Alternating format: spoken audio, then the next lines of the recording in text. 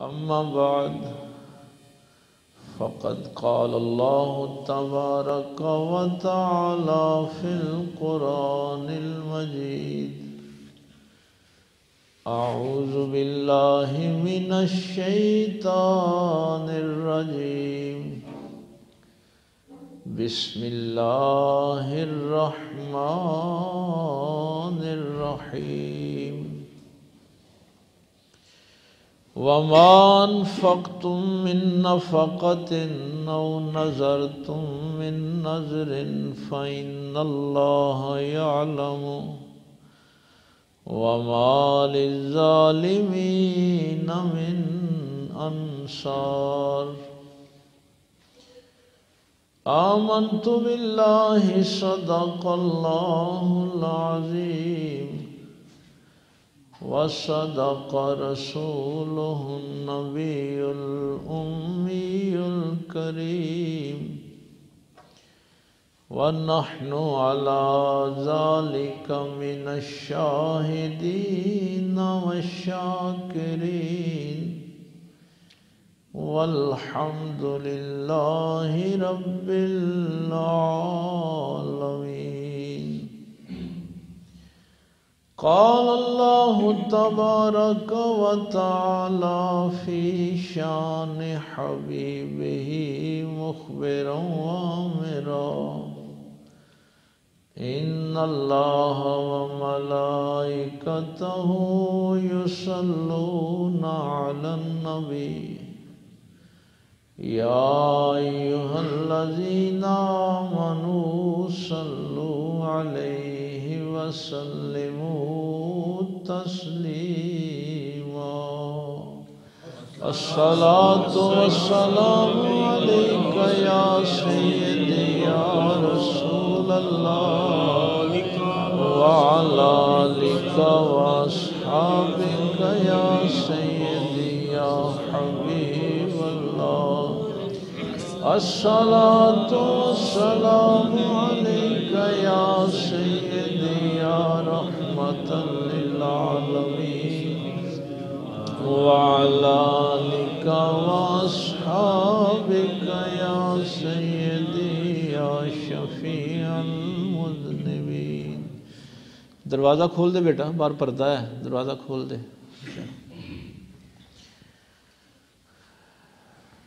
بعد از حمد و صلات نہایت واجب الاحترام معزز سامعین، بزرگوں، دوستوں، عزیز بھائیوں، ہماری گفتگو نظر کے حوالے سے چل رہی تھی اور گزشتہ جمعے ہم نے اس کی بنیادی چند چیزیں جو ہیں وہ عرض کر دی تھی، اور میں نے آپ سے یہ وعدہ کیا تھا کہ انشاءاللہ اگلے جمعے اس کی اقسام پہ گفتگو ہوگی. نظر جو ہوتی ہے یہ دو قسم کی ہوتی ہے. ایک نظر جو ہے وہ حرام ہے اور ایک مطلق ہوتی ہے، جائز ہوتی ہے. میں سادہ بات کروں گا تاکہ آپ کی سمجھ میں آ جائے. ہر وہ نظر جو اللہ کی نافرمانی میں مانی جائے وہ حرام ہے. یہ بنیادی قانون ہے. جس نظر میں اللہ کی اطاعت نہ ہو، اللہ کی فرما برداری نہ ہو، وہ نظر حرام ہوتی ہے. دوسری جو مطلق ہے اس میں کبھی نظر مشروط ہوتی ہے، کبھی غیر مشروط ہوتی ہے. کبھی آپ کہتے ہیں کہ یا اللہ اگر مجھے بیماری سے شفا مل جائے تو میں 1 درہم صدقہ کروں گا تیری راہ میں، تو یہ نظر مشروط ہے. یہ گزشتہ جمعے ہم نے اس پہ گفتگو کی تھی کہ کسی کام کے ہونے کے نتیجے میں کوئی نظر ماننا، اور ایک غیر مشروط ہوتی ہے کہ ادھر تو شرط لگا دی کہ اگر میں بیماری سے شفا پاؤں گا تو 1 درہم صدقہ کروں گا، 1 روپیہ دوں گا، 100 روپے دوں گا۔ اور ایک غیر مشروط ہوتی ہے کہ ویسے ہی بندہ کہہ دیتا ہے کہ اگر میری فلاں حاجت پوری ہو جائے تو میں اللہ کی راہ میں کوئی نیکی کا کام کروں گا، تو وہ غیر مشروط ہے، وہ نیکی کا کوئی کام بھی کر سکتا ہے۔ اب آج کے دور میں جو سب سے بڑی چیز سمجھنے والی ہے کہ ہمارے ہاں چونکہ جو رواج ہوتا ہے وہ ہوتا ہے درباروں پہ جا کے نظر ماننے کا۔ میری یہ زندگی ہو، قبر کی ہو، حشر کی ہو، میرے جتنے اعمال ہیں، میری عبادات ہیں، میرے معاملات ہیں، ان سب کا تعلق عقیدے کے ساتھ ہے۔ قیامت والے دن بھی میرا حساب کتاب عقیدے کے حوالے سے ہونا ہے، قبر کے سارے سوال ہی عقیدے کے ہیں، تو بنیاد جو ہے وہ عقیدہ ہے۔ اب اگر کوئی شخص کسی دربار پہ جا کے کسی اللہ کے ولی کو یہ بات کہتا ہے کہ اگر میری گمشدہ چیز مل جائے، مجھے بیماری سے شفا مل جائے، میری فلاں حاجت پوری ہو جائے، تو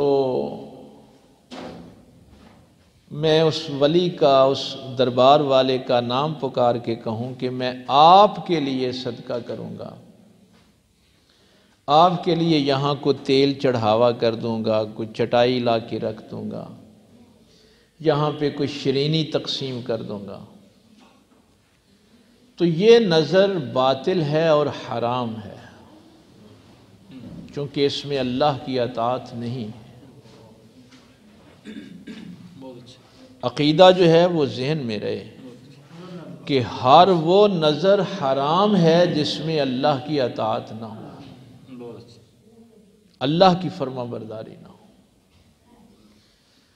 تو چونکہ جہالت میں ہم یہ حرکت کرتے ہیں، اور نبی پاک صلی اللہ علیہ وسلم کی آمد سے پہلے مشرکین مکہ بھی جو نظریں مانتے تھے وہ بتوں کے نام پہ، ان کو حرام اسی لیے قرار دیا گیا تھا۔ تو بنیادی چیز جو ہے یہ سمجھ لینی ہے۔ ہمارے جو درس سننے والے ہیں ان کو تو پتہ ہے کہ یہ جملہ ہم اکثر کہتے ہیں کہ ہم تو کھانا بھی اللہ کے لیے پکاتے ہیں اور کھلاتے بھی اللہ کے لیے۔ تو ہمارے جو دوست ہیں ان کو تو یہ عقیدہ کلیئر ہے، لیکن چونکہ اس دور کی یہ سب سے بڑی مصیبت ہے، جن لوگوں نے درباروں کو کاروبار بنایا ہے وہ ظاہر ہے ایسی باتیں لوگوں کو نہیں بتاتے، چونکہ ان کا کاروبار متاثر ہوتا ہے۔ اس کی دوسری چیز جو میں نے آپ سے عرض کی تھی کہ نظر چونکہ عبادت ہے، اور عبادت اللہ کے سوا کسی کی نہیں ہو سکتی، یہ بنیادی قانون آپ کے ذہن میں ہوں گے تو آپ متزلزل نہیں ہوں گے۔ پہلی بات تو یہ ہے کہ نظر جو ہے وہ صرف اللہ کی اطاعت میں ہوگی، اللہ کی فرما برداری میں ہوگی۔ دوسری بات میں نے جو عرض کی کہ اگر اللہ کی اطاعت نہیں ہے، کسی بھی بڑے ولی کی آپ اطاعت میں کریں گے تو وہ حرام ہو جائے گی، وہ باطل ہے، جھوٹ ہے۔ اس کی جائز صورت صرف یہی ہوتی ہے کہ یا اللہ میں نظر تیرے لیے مان رہا ہوں، اگر میری یہ گمشدہ چیز مل جائے، میری فلاں حاجت پوری ہو جائے، مجھے بیماری سے شفا مل جائے، تو میں فلاں دربار پہ جو غرباء و مساکین بیٹھے ہیں ان کے کھانے کا تیرے لیے اہتمام کروں گا، فلاں مدرسے کے جو فقراء ہیں ان کے لیے میں اہتمام کر دوں گا، امام اعظم ابو حنیفہ کی خانقاہ پہ جو لوگ بیٹھے ہیں غرباء و مساکین ان کے لیے اہتمام کر دوں گا، ان کے لیے چٹائیاں لا کے رکھ دوں گا، ان کے لیے تیل رکھ دوں گا، ان کی اور ضروریات جو ہیں وہ پوری کر دوں گا۔ یہ ہے اس کی جائز صورت۔ اب اس میں جو اہم بات ہے وہ یہ ہے کہ وہ نظر جو آپ نے یہ مانی تھی کہ یا اللہ میں تیری بارگاہ میں یہ عرض کر رہا ہوں کہ میرا فلاں کام کر دے، تو میں فلاں آستانے پہ، فلاں خانقاہ پہ، فلاں مدرسے پہ، فلاں مسجد میں جو غرباء و مساکین ہیں ان کے لیے یہ اہتمام کروں گا۔ اب وہ نظر کسی امیر کے لیے استعمال نہیں ہو سکتی، یہ بنیادی بات ہے۔ اس میں سے اغنیاء نہیں کھا سکتے، اس کو غنی استعمال نہیں کر سکتے، سید اس کو استعمال نہیں کر سکتا، حضور کی آل وہ نظر استعمال نہیں کر سکتا، اور اس دربار کا متولی وہ استعمال نہیں کر سکتا۔ ان تین کے لیے وہ جائز نہیں۔ اگر کسی شخص نے یہ کہہ دیا کہ میں فلاں ولی کا قرب حاصل کرنے کے لیے یہ نظر مان رہا ہوں، تو یہ کفر ہے، یہ عقیدہ کفر ہے۔ یعنی وہ نظر میں نے اگر قرب حاصل کرنے کے لیے مانی ہے تو بھی اللہ کا ہی حاصل کروں گا۔ اس لیے یہ جو میں کبھی کبھی آپ سے کہتا ہوں نا کہ جو توحید کا عقیدہ اللہ کے ولیوں نے بتایا ہے، مولوی کو کیا پتا وہ عقیدہ کیا ہوتا ہے؟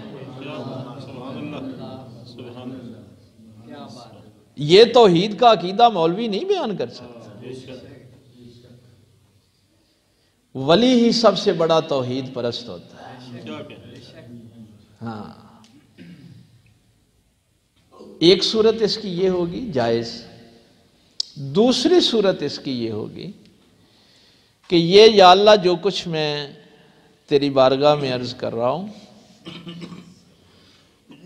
تیرا تقرب حاصل کرنے کے لیے، تیرا قرب حاصل کرنے کے لیے، یا اپنی حاجت کو پورا کرنے کے لیے، اس سے جو تو مجھے ثواب دے گا وہ میں تیرے اس ولی کی بارگاہ میں پیش کروں گا۔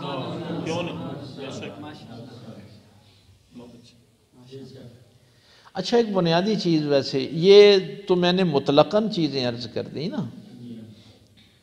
ایک نظر ہم نے پچھلے جمعے حضرت مریم کی والدہ کی قرآن کریم سے سیکھی تھی، ایک نظر وہ ہے جو حضرت مریم کو اللہ نے حکم دیا، قُلِ إِنِّي نَذَرْتُ لِلرَّحْمَٰنِ صَوْمًا۔ کہا مولا کریم جب میں یہ بچہ لے کے جاؤں گی تو لوگ سوال کریں گے، قُلِ إِنِّي نَذَرْتُ لِلرَّحْمَٰنِ صَوْمًا۔ کہا مریم تو ان سے کہہ دینا میں نے اللہ کے لیے روزے کی نظر مان لی، تجھے بولنے کی ضرورت ہی نہیں ہے، اس نظر کا اللہ نے حکم دیا حضرت مریم۔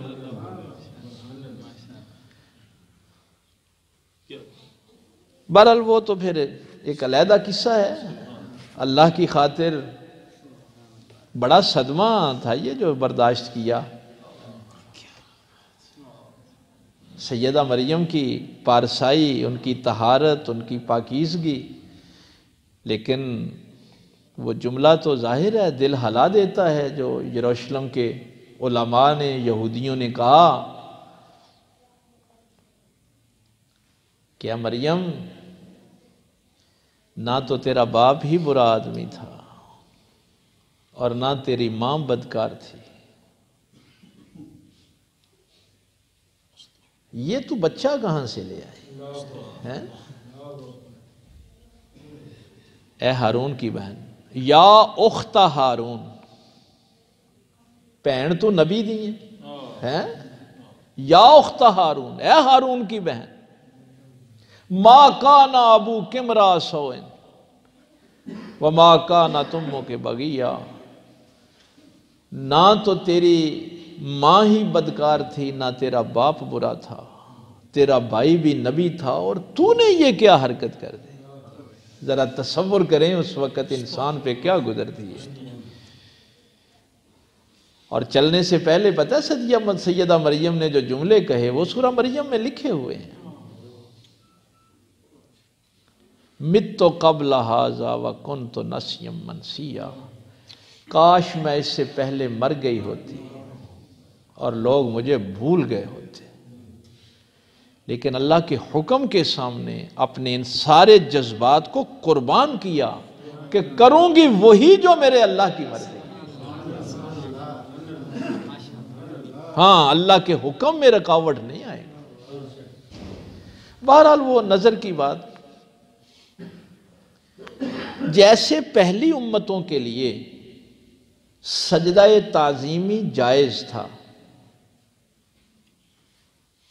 پہلی امتوں میں تعظیم کا سجدہ جائز تھا، لیکن نبی پاک صلی اللہ علیہ وسلم چونکہ امام الانبیاء ہیں، حضور کی امت کو سجدہ تعظیمی کو بھی حرام قرار دیا گیا۔ یہ امت اب سجدہ تعظیمی بھی نہیں کر سکتی۔ قرآن کریم نے 2 سجدوں کا ذکر کیا ہے نا، ایک فرشتوں نے جو آدم علیہ السلام کو کیا وہ بھی تعظیمی سجدہ تھا، اور ایک یوسف علیہ السلام کے بھائیوں نے یوسف علیہ السلام کو کیا، تو وہ سجدہ بھی تعظیمی تھا۔ لیکن اس امت کو تعظیمی سجدہ بھی حرام قرار دیا گیا۔ یہ امت کسی کو سجدہ نہیں کرے گی، تعظیم کے طور پہ بھی نہیں کرے گی۔ اسی طرح پہلی امتوں کے، یہ میں نے 2 نظر کی آیتیں آپ کو ایک پچھلے جمعے سمجھائی تھی، ایک یہ اس جمعے عرض کر دی ہے۔ اس امت کے لیے یہ نظر ماننی جائز نہیں ہے جو پہلی امتوں میں جائز تھی۔ اس امت کے لیے صرف وہ نظر مانی جا سکتی ہے جو عبادت واجب یا فرض کے درجے میں ہو۔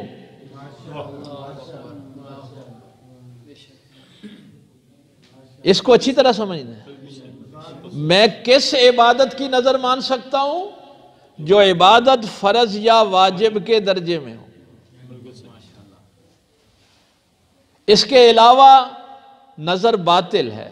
مثلا کوئی بندہ یہ نظر مان لے کہ اگر مجھے بیماری سے شفا ملے گی تو میں اللہ کے ذکر کی 10 تسبیحاں کروں گا، تو یہ نظر جائز نہیں ہے، کیونکہ یہ ذکر واجب اور فرض نہیں ہے۔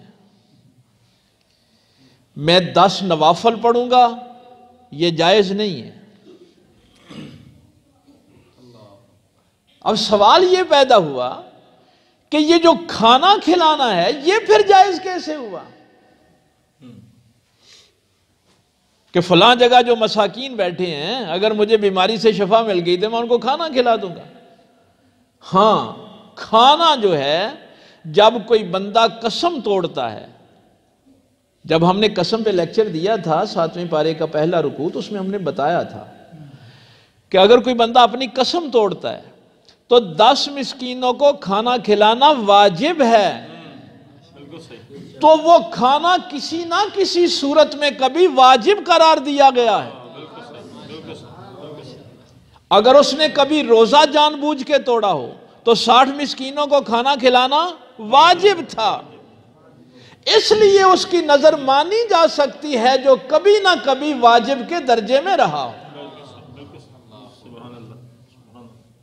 میں روزہ رکھوں گا، روزہ چونکہ واجب کے درجے میں رہا ہے، یعنی نفل ہے، عبادت ہے، لیکن اس امت کا مقام دیکھیں کہ یہ نوافل کی نظر بھی نہیں مان سکتی۔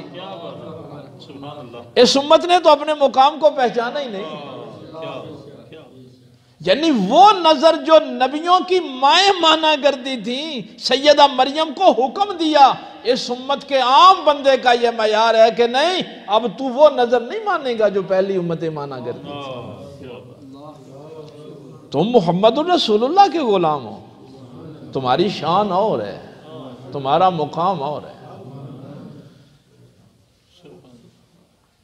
تو کبھی یہ نہیں ہے کہ وہ جو پچھلے جمعے میں نے عرض کیا تھا کہ کوئی بندہ کسی حرام چیز کی نظر مان لے، نہیں، اگر آپ نے نوافل کی بھی نظر مانی ہے تو وہ نظر نہیں ہے، نظر اس چیز کی ماننی ہے جو کسی نہ کسی صورت میں کبھی وہ واجب اور فرض کے درجے میں رہی۔ اب یہ قرآن کریم کہہ رہا ہے وَلْيُوفُوا نُذُورَهُمْ، اب ان نظروں کو پورا کرو۔ امام بخاری نے بھی، امام ترمذی نے بھی اس پہ، امام مالک نے بھی یہ حدیث روایت کی کہ نبی پاک صلی اللہ علیہ وسلم نے فرمایا کہ جو اللہ کی اطاعت کی نظر ہے اس اطاعت کو پورا کرو، اور جو معصیت کی نظر ہے اس کو پورا نہ کرو، اس کو چھوڑنا جو ہے وہ واجب ہے۔ تو یہ پہلے پتہ ہو کہ کون سی عبادت میرے اوپر کسی نہ کسی صورت میں واجب اور فرض کے درجے میں رہی ہے، تو وہ نظر آپ مان سکتے ہیں، اور اس پہ نظر کو پورا کرنا پھر واجب ہو جاتا ہے۔ جو آپ نے نظر مان لی وہ نظر، یہ نص قطعی ہے نا، وَلْيُوفُوا نُذُورَهُمْ، اپنی نظروں کے جو وعدے ہیں، عہد ہیں، ان کو پھر پورا کرو۔ اگر اللہ کی اطاعت میں نہیں ہے تو پھر ان کو چھوڑ دو۔ ایک بنیادی قانون میں آپ کو بتا دوں، مخلوق میں سب سے بڑا مقام کس کا ہے؟ بلا شبہ سرکار مدینہ صلی اللہ علیہ وسلم، میرے اور تمہارے آقا و مولا امام الانبیاء کا مقام۔ جیسے اللہ خالق ہونے کے اعتبار سے لا شریک ہے، ویسے ہی محمد مخلوق میں لا شریک ہے۔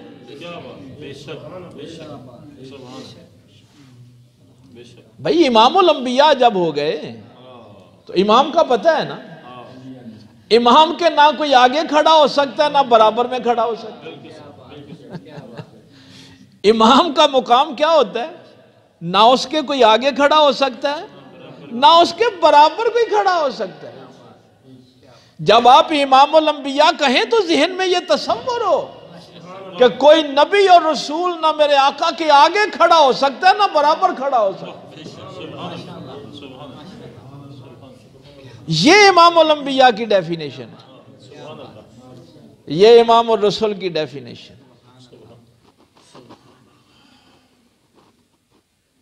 دینے والی ذات صرف اللہ کی ہے، یہ بنیادی اصول ذہن میں رکھنا۔ دینے والی ذات صرف اللہ کی۔ وَمِمَّا رَزَقْنَاهُمْ يُنْفِقُونَ، یہ پہلے ہی سورہ بقرہ کی پہلی آیتوں میں یہ بات بیان کر دی۔ وہ جو ہستی اس کائنات میں اللہ کی محبوب ہستی ہے اور سب سے بڑے مقام والی ہستی ہے، انہوں نے بھی کبھی یہ نہیں کہا کہ میں دینے والا ہوں۔ اللہ معطی وانا قاسم، عطا اللہ ہی کرتا ہے، میں تقسیم کرتا ہوں۔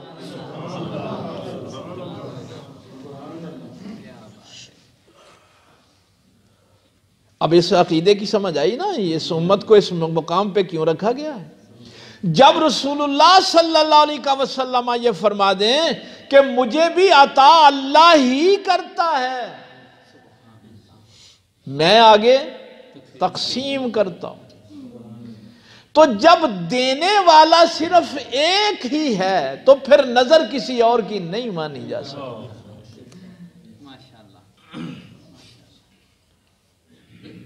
دینے والی ذات صرف اللہ کی ہے۔ مثلاً آپ علم حاصل کرنے کے لیے آتے ہیں، میں اپنی حیثیت کے اللہ کی توفیق کے مطابق آپ کو قرآن کریم کی چند آیات عرض کر دیتا ہوں۔ میں آپ کو دے نہیں رہا،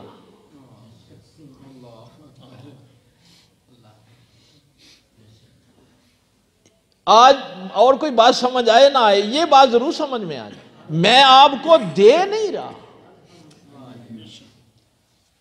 کبھی بھی ذہن میں یہ نہ آئے کہ مجھے کوئی دیتا ہے اللہ کے سوا۔ تو جب میں دے ہی نہیں سکتا تو میرا کسی پہ احسان کیا ہو سکتا ہے؟ اس دنیا کے سارے تکبر، ساری بد اخلاقیاں ختم ہو جاتی ہیں اگر اس معطی پر ایمان آ جائے کہ دینے والی ذات صرف اللہ کی ہے، باقی سب درجہ بدرجہ تقسیم کرنے والے ہیں۔ کبھی کسی سے نہ کہنا کہ میں دے رہا ہوں، اللہ کے سوا دینے والا کوئی نہیں، سب تقسیم کرنے والے ہیں۔ اب اس کی مرضی ہے، جس کی ڈیوٹی لگا دے تقسیم کرنے والے۔ اسی لیے اللہ کے ولیوں کے ہاں سے جو عقیدہ ملتا ہے وہ مخلوق کی خدمت کا ملتا ہے، دینے کا نہیں ملتا۔ اللہ کے ولیوں سے جو عقیدہ ملتا ہے وہ کہتے ہیں دے تو سکتے ہی نہیں، دینے والی ذات صرف ایک ہی ہے، تو صرف تقسیم کر سکتا ہے۔ کس کو؟ جو اس نے دیا ہے۔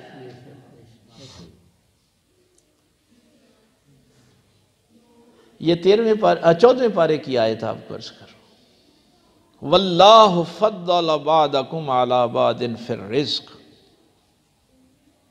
اللہ تعالیٰ نے رزق کے معاملے میں بھی تم کو ایک دوسرے پہ فضیلت دی ہے،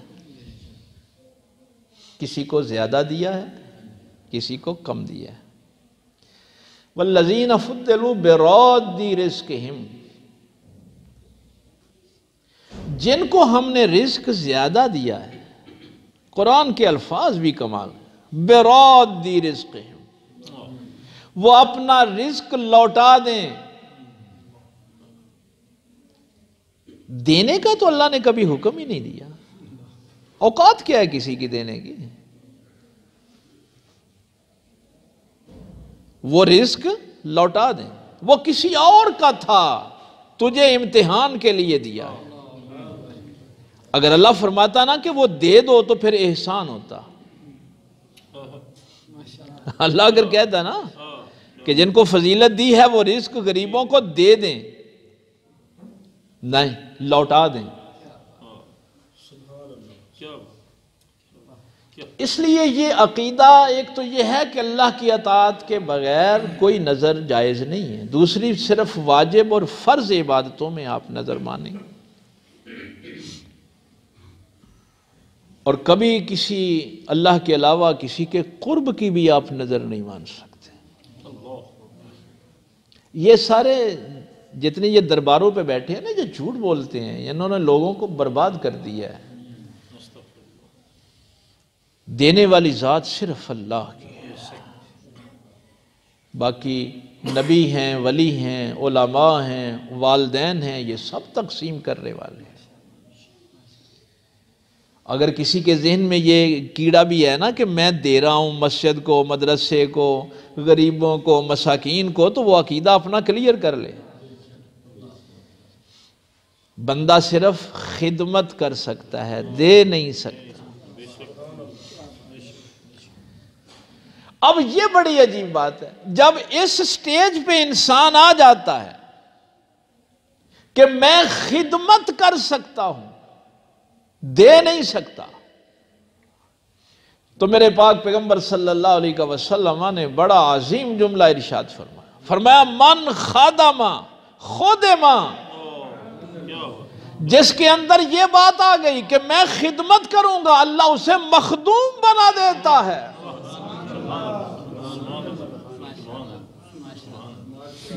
کوئی اسٹیج پہ آئے تو صحیح، لیکن جو کہتے ہیں نا ہم دیتے ہیں ان کو یہ مقام نہیں ملتا۔ جس نے خدمت کی وہی مخدوم ہوا۔ مخدوم کا معنی ہے جس کی خدمت کی جائے۔ تو پھر اللہ تعالیٰ کائنات کو اس کی خدمت پہ لگا دیتا ہے۔ نعرہ تکبیر، نعرہ رسالت، نعرہ حیدری، سبحان اللہ۔ تو کیا کرنا ہے عقیدے میں؟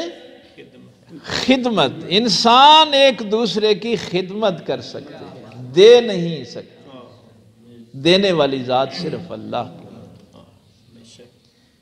یہ جملہ کون کہہ رہا ہے؟ امام الانبیاء فرما رہے ہیں اللہ معطی وانا قاسم، دے اللہ ہی رہا ہے اور میں تقسیم کر رہا ہوں۔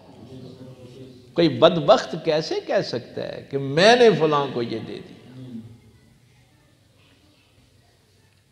اب آخری بات میں، چونکہ وقت ہو گیا سامنے کلاک پہ،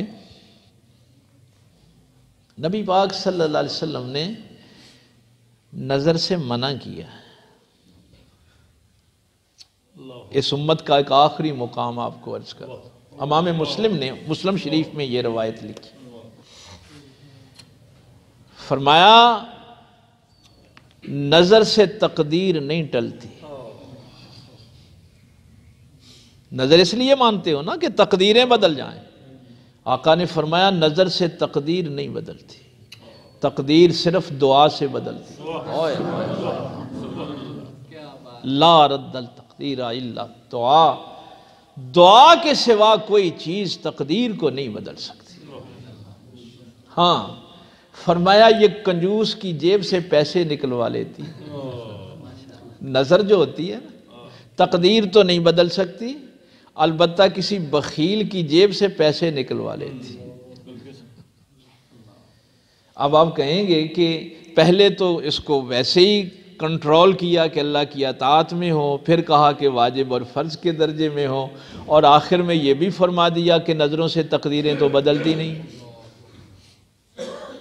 کیا منتیں ماننے کے لیے چلے جاؤ گے؟ ہاں اسلام نے اس کے مقابل میں ایک تصور دیا ہے۔ یہ چونکہ پچھلی امتوں میں سے یہ قرآن میں آپ نے سیکھا نا، یہ جائز ہے، لیکن سرکار نے دو ٹوک بات فرما دی کہ نظر سے تقدیر نہیں بدلتی، یہ تو بخیل کی جیب سے پیسے نکلواتی ہے۔ اب تم نے اگر اللہ سے کوئی بات منوانی ہے تو اس کے لیے وسیلہ اختیار کرو۔ اب آج وقت ہو گیا ہے، میں صرف اتنا عرض کر دوں، ایک بندہ کہتا ہے یا اللہ مجھے شفا مل جائے تو میں روزہ رکھوں گا، ایک روزہ رکھ کے کہتا ہے مولا اس روزے کے صدقے مجھے شفا دے۔ سبحان اللہ، سبحان اللہ، سبحان اللہ، کیا یہ فرق ہے۔ اسلام آپ کو یہاں لا کے کھڑا کرنا چاہتا ہے کہ اللہ سے پہلے شرط نہ باندھ، پہلے بندگی کر پھر مانگ۔ مشروط نہ کر کے تو شفاعت دے گا تو روزہ رکھوں گا، نہیں، روزہ پہلے رکھ، بندگی پہلے کر، صدقہ خیرات پہلے کر۔ تو یہ وسیلے کا تصور اصل میں اسلام نے دیا ہے۔ اسلام آپ کو بہت آگے لے کے جانا چاہتا ہے۔ اللہ تعالیٰ عمل کی توفیق دے۔ وآخر دعوانا الحمدللہ رب العالمین۔